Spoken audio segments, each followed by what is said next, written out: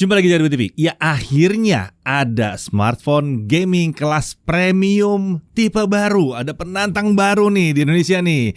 Red Magic 8S Pro. Ya, smartphone gaming terbaik dari ZTE ini akhirnya hadir resmi di Indonesia. Hadir dengan pendingin terintegrasi yang membuatnya super unik. Performa gamingnya juga rata kanan, desainnya keren parah. Smartphone gaming dengan bezel paling tipis. Masih punya headphone jack dan punya segudang fitur gaming di softwarenya. ZTE menargetkan smartphone ini untuk kalian yang ingin jadi gamer profesional, hardcore dan passionate. Tagline aja, win more games. Sekarang mari kita bedah smartphone gaming yang resmi di Indonesia ini. Ya, ini yang versi 8S. Yang resmi itu yang 8S, bukan yang tanpa S.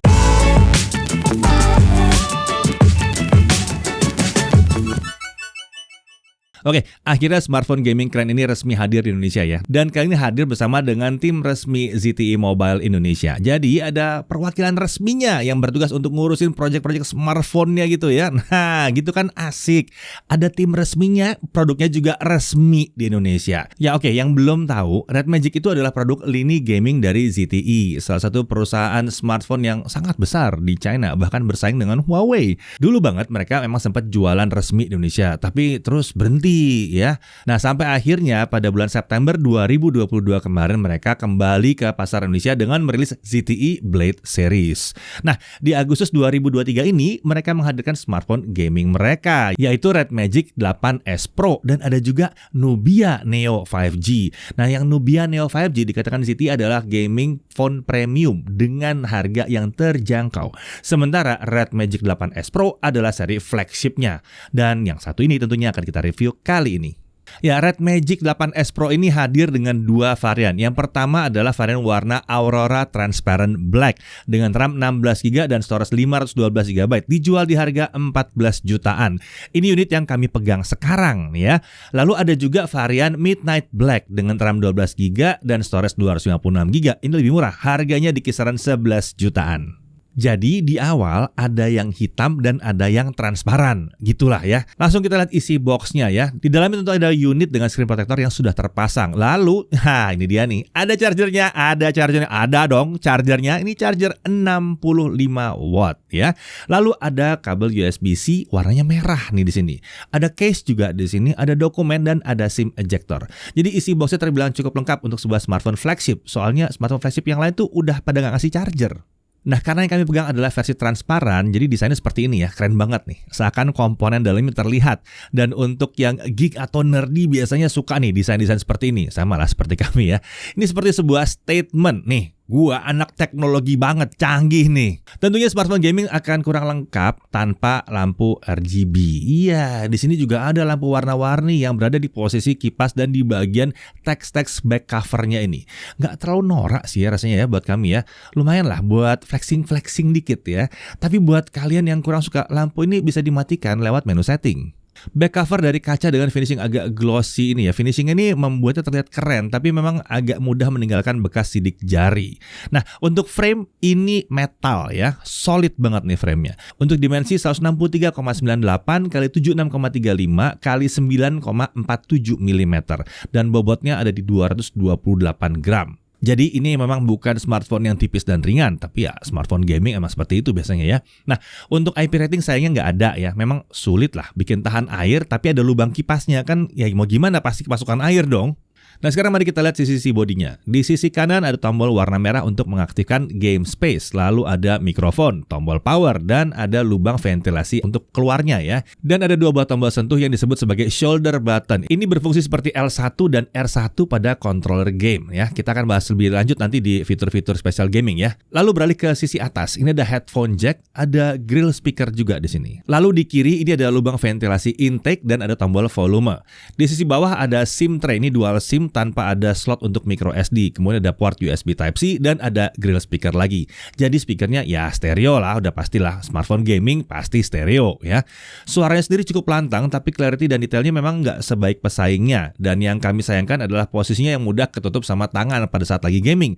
Sepertinya untuk pengalaman audio gaming yang maksimal, kalian lebih baik colok headset ke headphone jacknya aja. Beralih ke sisi belakang, ada setup 3 kamera dengan 1 LED flash. Kamera utamanya 50 megapiksel dengan rekaman up to 8K 30 fps. 4K 60 tentunya ada juga di sini ya. Lalu ada kamera ultrawide 8 megapiksel. Perekaman video di ultrawide bisa disetting sampai dengan 1080p 60 fps. Tapi saat kami coba, videonya tetap jalan di 1080p 30 fps. Mungkin ini nanti butuh update software ya.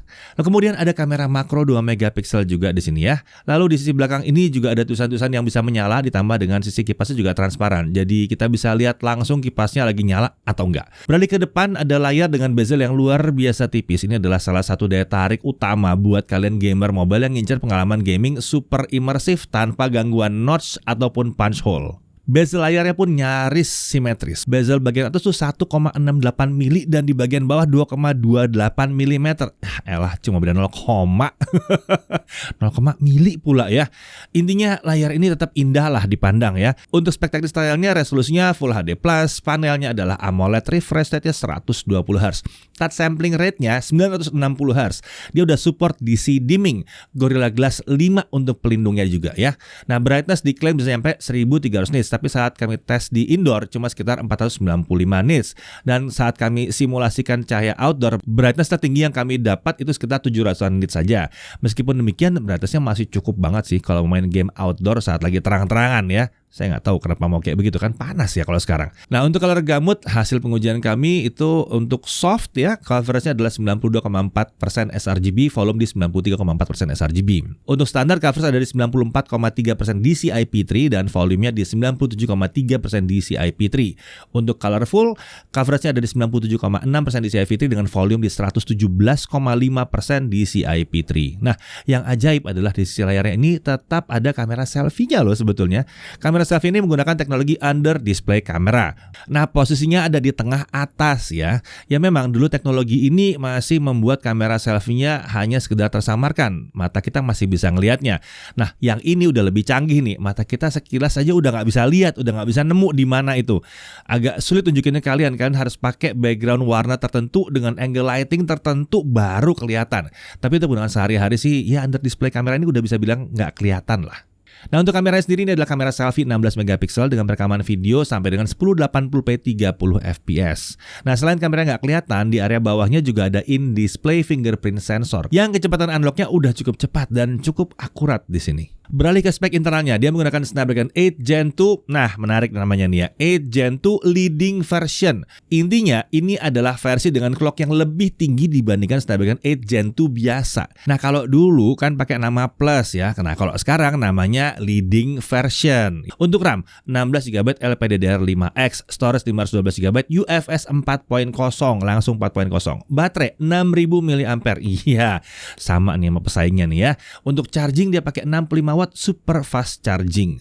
Bypass charging ada di sini disupport. Kita bisa akses fiturnya lewat overlay game space yang satu ini. Untuk sensor-sensor ada lengkap nih, tinggal dibaca aja nih. Ada banyak banget nih sensor-sensornya. Lengkap lah, lengkap. Untuk cooling system dia menggunakan ICE 12.0 thermal control, di mana smartphone ini menggunakan active dan passive cooling secara bersamaan. Active cooling di sini adalah kipas fisiknya yang diklaim bisa berputar dengan kecepatan 20.000 rpm, dan juga ada passive cooling, itu adalah susunan vapor chamber, graphite sheet, serta lapisan-lapisan lainnya di dalam bodi smartphone yang ditujukan untuk penyebaran panas yang lebih baik. Oke, untuk konektivitas tentunya dipakai 5G, 2G, 3G, 4G, 5G jalan semua. Nah, secara spek Snapdragon 8 Gen 2 itu support Wi-Fi 7, tapi kita baru bisa membuktikan kalau dia benar-benar bisa jalan di Wi-Fi 6 karena emang Wi-Fi 7 belum benar-benar jalan di Indonesia ya.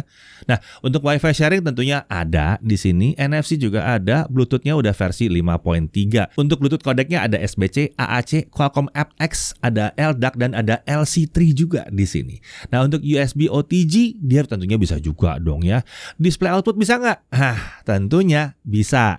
Bahkan kalau kita bicara soal display out dari smartphone ini ya, dia punya fitur tambahan yang menarik. Nanti kita bahas di bagian fitur gaming. Untuk sistem security dia punya face unlock dan in-display fingerprint. Untuk OS dia pakai Red Magic OS 8 ya. Ini pakai Android 13. Untuk OS update untuk saat ini belum ada info, tapi kami udah tanyakan ke pihak ZTE ini ya. Nanti kalau udah ada jawaban kami tambahkan di deskripsi. Nah, sekarang kita bicara fitur spesial gaming. Nah, kalau bicara soal fitur, di sini ada banyak banget, terutama fitur pendukung gamingnya. Ada beberapa fitur gaming yang menurut kami paling menarik. Pertama, display out. Display out di sini bukan cuma sekedar bisa nge-display out seperti smartphone lain. Ada fitur-fitur ekstranya kalau di sini ya. Contohnya, selain mirroring, kita bisa membuat mode layar jadi extend. Udah kayak laptop ya. Layar monitor dan layar smartphone ini bisa menampilkan konten yang berbeda. By default, smartphone akan masuk ke mode touchpad. Tapi hebatnya kita bisa pakai smartphone untuk buka app lain yang buka game lain juga ya.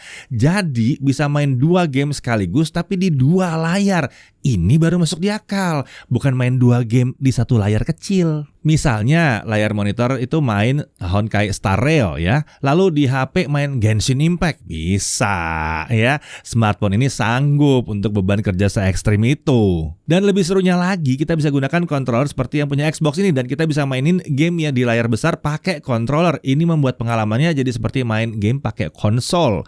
Dan karena fitur key mappingnya itu built-in di dalam game space, jadi game yang belum support controller secara resmi tetap bisa pakai controller seperti ini. Kita tidak butuh nge-root atau pakai aplikasi third party, tapi ya namanya memang belum disupport secara resmi oleh developer. Jadi kalau game seperti Genshin yang punya layout cukup kompleks, fitur key mappingnya tentu belum nyaman lah untuk semua skenario gameplaynya. Kemudian ada yang namanya USB casting. Kalau display out tadi kan menggunakan koneksi dari smartphone ke monitor secara langsung. Nah, di sini juga ada fitur USB casting, di mana kita bisa mirroring smartphone ke PC atau ke laptop Windows. Kita cukup connect via USB dari smartphone ke PC, lalu di PC kita install software Red Magic Studio. Software kita bisa dapatkan dari situs resminya Red Magic. Kalau udah, nanti layar smartphone kita bisa di mirror ke layar PC dan kita bisa mengendalikannya dari PC juga. Karena koneksinya via kabel, tentu pengalaman penggunanya sangat mulus dan nggak ada delay-delay yang mengganggu. Lalu kemudian ada yang namanya Game Space. Game Space ini merupakan ruang khusus untuk pengaturan fitur gaming. Untuk mengaktifkan Game Space kita cukup slide tombol merah seperti ini. Pastikan game yang ingin kita mainkan sudah ada di dalam Game Space ini. Sebagian game udah otomatis masuk, tapi jika game kita belum ada di sini, kita tinggal masukinnya secara manual aja. Jika sudah, saat masuk ke dalam game kita bisa slide dari sisi kiri atau kanan layar seperti ini. Di sini ada banyak sekali fitur pendukung gaming yang kalau diceritain satu-satu, bisa 3 jam aja kurang kali. Fitur menarik lainnya dari Game Space ini adalah charge bypass, di mana saat dicolok charger, smartphone tidak mengisi ke baterai, tapi daya akan langsung dialirkan ke boardnya. Jadi ini fitur yang berguna sekali buat gamer mobile, supaya nggak pusing baterai habis, dan bisa gaming sambil ngecas tanpa mikirin baterai rusak atau enggak. Nah, itu nggak usah dipikirin tuh ya. Umumnya, kami tidak akan merekomendasikan melakukan ini untuk smartphone yang tidak punya fitur bypass charging, tapi karena smartphone ini udah dirancang khusus ya, sikat aja, tancap aja chargernya sambil main game. Tapi tentunya smartphone tetap bisa panas ya kalau digeber berjam-jam. Jadi jangan lupa pakaikan kipas pendingin. Dari tes kami, kipas internalnya itu kayaknya belum cukup ya untuk game-game hardcore yang super memanaskan ya kalau mau sampai berjam-jam. Jadi masih harus dibantu pakai kipas eksternal juga. Nah, di sini juga ada fitur aiming assist buat kalian pemain game shooter. Lalu ada pengaturan internal fan, ada screen recording, lalu ada juga fitur untuk membuat game tetap bisa jalan meskipun dalam keadaan layar mati. Terlalu banyak kalau mau dijelaskan semuanya ya. Kalau ada kesempatan kalian kulik-kulik sendiri aja lah biar seru. Berlimpah sekali fitur gamingnya. Kemudian ada lagi yang namanya shoulder button. Tombol satu ini punya touch response 520 Hz dan tombol ini bisa kita gunakan layaknya tombol L1 dan R1 pada controller.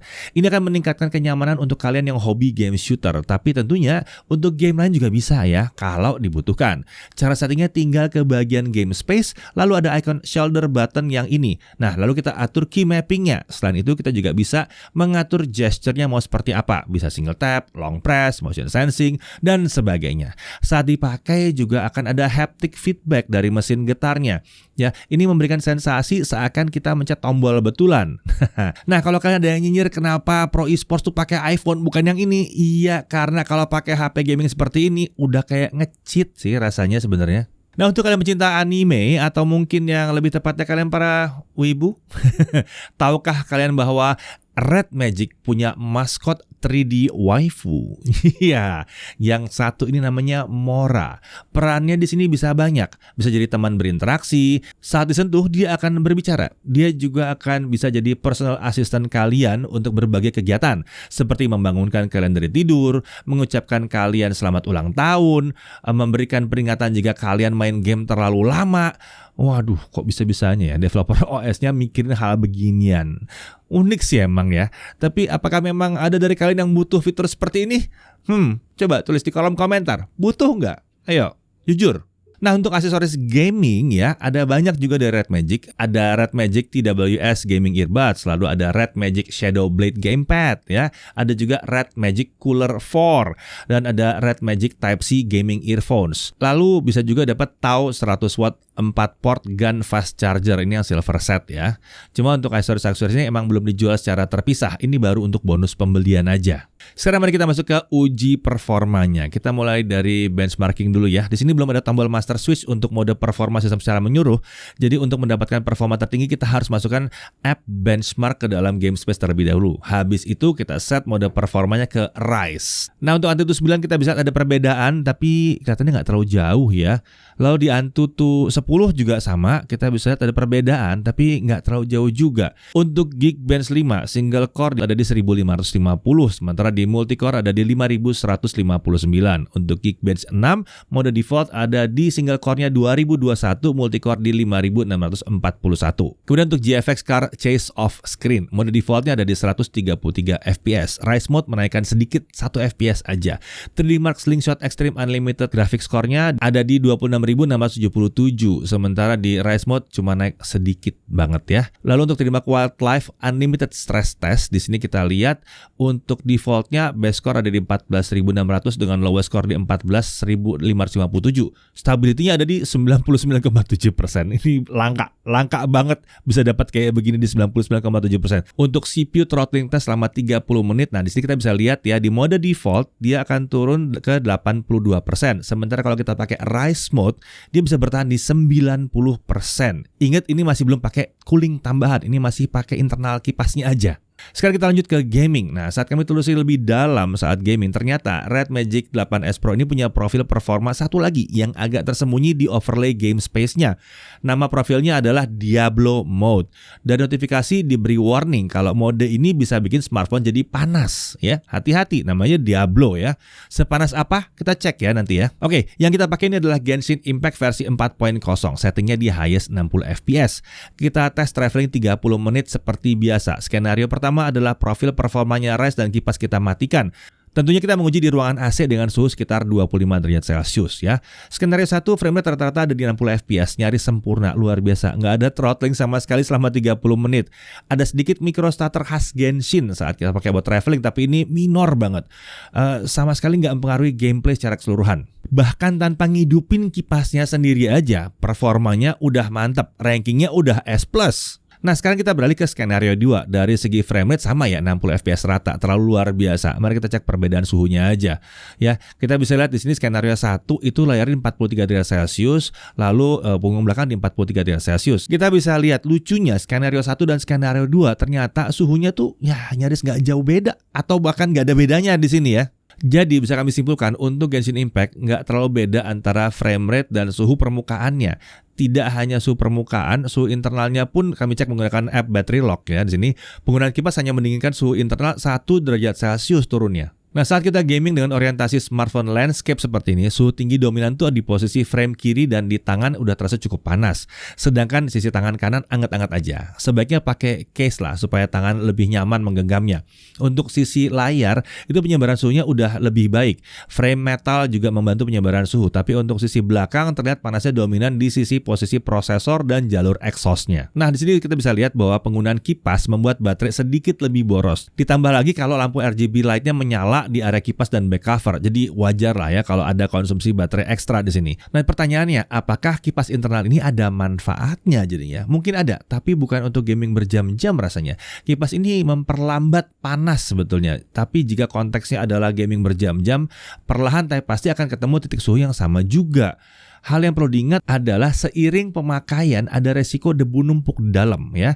Kalau debunya numpuk, pertanyaannya adalah bagaimana membersihkannya? Kalau laptop kan bisa dibongkar dengan mudah. Kalau di smartphone seperti ini agak sulit harusnya ya. Nah, info yang kami peroleh dari pihak ZTE Indonesia, mereka akan menyiapkan service center dengan peralatan khusus untuk membersihkan si kipas dan ruang pendinginnya ini tanpa perlu membongkar. Jadi kalau debunya udah tebal, sebaiknya dibawa ke service center aja. Oke, kita lanjut ke game berikutnya ya. Nah, melihat Genshin Impact hasil tes suhunya masih dalam taraf aman, kami penasaran untuk mengetahui batas suhu yang diizinkan si smartphone ini. Dan Honkai Star Rail menurut kami jadi game yang pas untuk menyiksa smartphone ini dan semua smartphone lain kalau kita mau tahu suhu tertingginya. Ya, setting kita pakai adalah very high FPS taruh di 60. Skenario terberat kami temukan adalah di kota yang banyak NPC. Nah, kalau battle terlalu ringan itu.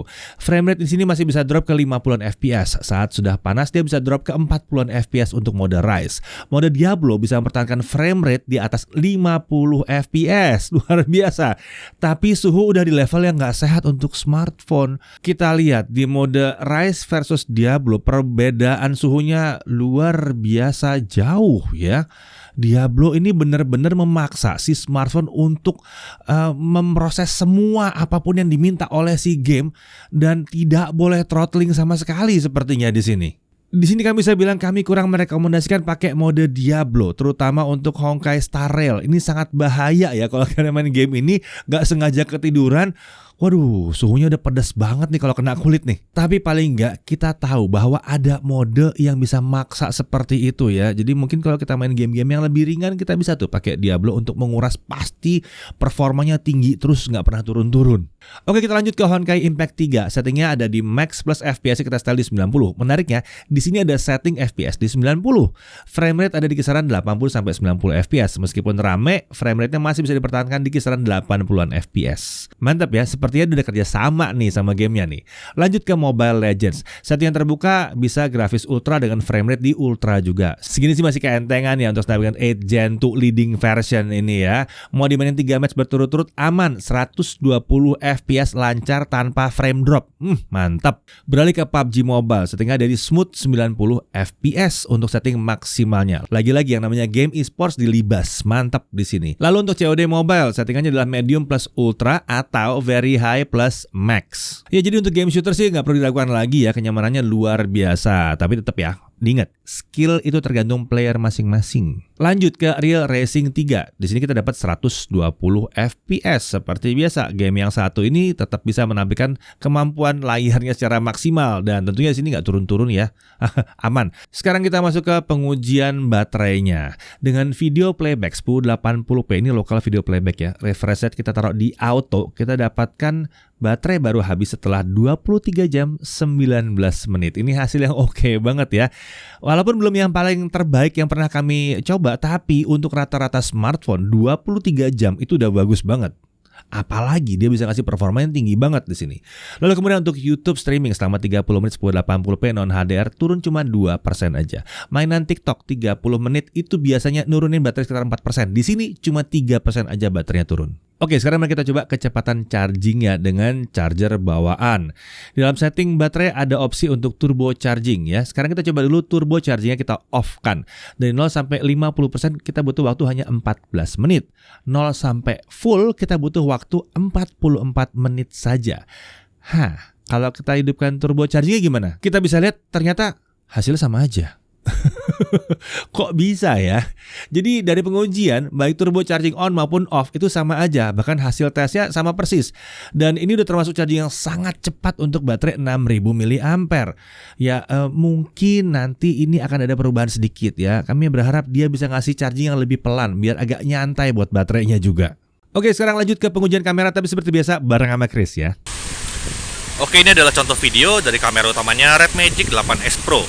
Ini saya lagi rekam di resolusi 4K 60 fps. Hasilnya seperti ini. Kalau saya lihat di layar sih videonya stabil ya. Jadi stabilizernya itu aktif sampai 4K 60 fps. Cakep. Jadi kamera utamanya masih lumayan lah ya. Cuman untuk resolusi 8K 30-nya ternyata belum bisa stabil ya. Kalau mau stabil maksimumnya sampai 4K 60 fps saja. Sebetulnya kamera ultrawide-nya juga bisa untuk perekaman video ya. Ini yang teman-teman lihat adalah video dari kamera ultrawide di resolusi Full HD 60. Di setting sih bisa di Full HD 60 ya. Cuman saat saya lihat hasil videonya tuh tetap hasilnya Full HD 30 fps saja. Dan yang aneh adalah kita nggak bisa akses kamera ultrawide-nya dari mode video autonya. Untuk mengakses kamera ultrawide-nya kita harus ke bagian promote. Dari promote baru kita bisa pilih kamera ultrawide-nya. Entah kenapa dirancang seperti ini, saya juga nggak ngerti. Semoga kedepannya software kameranya bisa dibuat lebih oke lah. Oke, kalau yang teman-teman lihat sekarang adalah hasil video dari kamera selfie-nya atau kamera under display-nya. Hasilnya seperti ini. Ya tentunya ini kita nggak bisa ngarep banyak karena kameranya itu ketutupan sama layarnya. dan kita nggak bisa ngarep kualitas gambar yang luar biasa juga. Ini yang teman-teman lihat ini bukan lagi berkabut ya, memang hasil videonya seperti ini. Kalau saya bilang sih memang nggak pas untuk dijadiin kamera selfie untuk foto-foto atau video, ini untuk sekedar video call aja sih. Dan meskipun detail gambarnya ini kurang oke ya, cuman yang saya salut tuh dynamic range sebenarnya bagus loh teman-teman, baik kamera utama maupun kamera selfie-nya. Umumnya kalau videonya punya dynamic range yang kurang bagus, ini bagian yang highlight nih yang terang-terang begini, biasanya itu putih doang, nggak ketangkep. Sedangkan ini lightingnya bisa dibuat balance, cuma sayang aja detailnya memang kurang pas ya, kurang pas untuk video atau foto sehari-hari. Oke, jadi gitu aja ya untuk contoh hasil kameranya Red Magic 8S Pro. Tentunya seperti yang kita sama-sama tahu, kameranya ini bukan ditujukan untuk yang kalian nyari kualitas kamera luar biasa lah. Kita nggak bisa ngarep kualitas kamera kelas flagship di sini karena fokus Red Magic di sini adalah di performanya. Cuman saya bisa bilang untuk kamera utamanya, untuk kebutuhan foto video itu nggak malu-maluin lah. Ya, lanjut lagi untuk pengujian lainnya kita lihat Netflix-nya udah bisa L1 ya. Lalu untuk YouTube HDR video playback itu support sampai dengan 4K 60 fps. Untuk haptic feedback dia pakai double X-axis linear motor. Untuk ngetik ini kenyamanan getarnya udah kelas flagship, dan dual motor ini lebih tujukan untuk pengalaman gaming sih sebetulnya ya. Misalnya lagi main game shooter, kemudian kita kena tembak, nanti akan ada haptic feedbacknya sesuai dengan arah tembakan. Kena tembak dari kiri, bodi HP kiri yang getar. Kalau ditembak dari kanan, ya bodi HP sebelah kanan yang getar. Nah, untuk harga dan paket penjualnya, ZTE Mobile Indonesia kali ini bekerja sama dengan Tokopedia dan Erafone. Dan link pembelian kalian langsung cek aja di deskripsi, oke? Nah, untuk hal yang perlu diperhatikan ya. Pertama, suhu ini termasuk tinggi saat pakai gaming berlama-lama. Tangan kiri kita akan merasakan panasnya duluan, apalagi kita mainkan tanpa case. Jangan pakai mode Diablo kalau bukan untuk kebutuhan yang khusus, karena suhu yang dihasilkan bisa mengerikan sekali ya, terutama untuk Honkai Star Rail. Saya bilangin aja nggak usah sentuh tuh mode Diablo ya. Mode Rise tuh udah cukup banget menurut kami, udah kencang parah. Nah, meskipun udah punya cooling kipas, tapi bukan berarti pantas dipakai outdoor siang hari, karena ya tetap nggak sehat kalau kena panas-panas kayak gitu. Terutama kalau kita bicara pemakaian jangka panjang. Kemudian tidak ada IP rating di sini ya, dan selama pakai sistem cooling seperti ini ya rasanya susah ya mau ada IP rating. Ya itu wajar sih, tapi paling nggak kan dia bisa membantu sedikit mempertahankan suhunya. Jadi ya ada take and give lah masalah IP rating dan cooling system. Lalu untuk posisi speaker agak kurang ideal untuk saat digenggam seperti ini. Pengalaman audionya akan lebih maksimal kalau kita pakai headset. Nah, untuk bezel layar ini kan jadi plus minus tergantung preferensi kalian. Bezel tipis seperti ini jadinya membuat dia jadi keren banget. Untuk konsumsi konten itu asik banget ya. Untuk gaming juga berasa imersif banget. Tapi bagi kami bezel layar yang tebal itu tetap penting sih sebenarnya. Karena ya itu buat tempat megang juga ya. Ada area grip ekstra untuk sebuah smartphone gaming. Ya, tapi lagi-lagi kalau mau dilihat secara langsung sebagai smartphone biasa, ini tentunya lebih keren daripada yang pakai bezel ekstra. Kemudian untuk kamera sebaiknya jangan terlalu banyak diharapkan punya kualitas yang super tinggi. Smartphone ini kan konsen banget ke desain untuk performa yang tinggi. Lalu dia punya in-display selfie ya, memang terkenal sebagai teknologi yang canggih, tapi ini buat hasil kamera jadi agak kurang oke di sini. Paling cocoknya buat ya video call gitu, masih cocok lah. Tapi untuk selfie foto-foto sih kayaknya enggak. Mendingan kalian balik terus pakai kamera utamanya aja. Untuk pengguna Red Magic yang sebelumnya mungkin kalian akan komplain soal layar ya. Yang dulu bisa 165 Hz, kenapa sekarang jadi 120 Hz. Menurut kami sih ini bukan masalah. Masih belum semua game support di atas 60 fps juga. Dan sekalipun ada feel 120 Hz versus 165 Hz untuk saat ini tidak sesignifikan itu. 60 ke 120 ya, itu luar biasa banget bedanya. Tapi kalau dilewat dari 120 kayaknya untuk sekarang masih agak susah dibedakan, terutama untuk layar sekecil ini. Nah, dari segi kelebihannya, performa smartphone Android ini super kencang dan stabil berkat adanya Snapdragon 8 Gen 2 leading version. RAM udah 16GB, storage setengah tera, desainnya super keren. Layarnya udah super responsif untuk gaming, fitur gamingnya juga berlimpah, ya selayaknya sebuah HP gaming ya. Port USB-C-nya mendukung display out, itu ditambah ada fitur USB case juga di situ. Lalu headphone jack masih ada, shoulder buttonnya juga responsif, chargingnya kencang, baterainya ya lumayan lah ya, cukup awet. Belum ketemu isu matot pula di sini. Nah, dan smartphone ini sangat pas buat kalian yang ingin tampil beda atau anti mainstream, nggak hanya untuk gamer doang ya. Ya jadi itu dia ya, si Red Magic 8S Pro, smartphone gaming terbaik dari ZTE yang bisa kalian dapatkan resmi di Indonesia. Jika kalian mencari smartphone kedua khusus untuk gaming aja tanpa mikirin fitur-fitur lainnya, ini ini akan jadi opsi yang sangat-sangat menarik. Tapi kalau kalian menjadikan ini sebagai smartphone utama, baiknya kalian pahami dulu apakah keterbatasannya itu bisa kalian terima. Nah, udah kita bahas tadi ya, ada apa aja. Tentunya ini bukan smartphone yang sempurna. Red Magic tetap punya ruang untuk berkembang lagi, bahkan memperbaiki yang satu ini. Masih bisa loh ini ya. Tapi kami sudah apresiasi sekali terhadap langkahnya ZTE menghadirkan smartphone gaming ini resmi ke Indonesia. Ya, lumayan ya, supaya pasar smartphone gaming itu tidak dimonopoli satu brand aja. Kalau kalian sendiri gimana? Apakah kalian tertarik meminang smartphone gaming yang keren satu ini? Pastikan aja kalian pilih yang ada S-nya. Karena kalau yang bukan 8S itu bukan versi resmi Indonesia. Sementara itu, kalau kalian masih punya pertanyaan terkait smartphone ini, langsung aja tulis di kolom komentar di bawah ya. Akhir kata, kami juga mau mengucapkan selamat datang kembali untuk ZTE dan Red Magic di Indonesia. Keren smartphone-nya. Saya Didi Irfan, Jaga TV TV.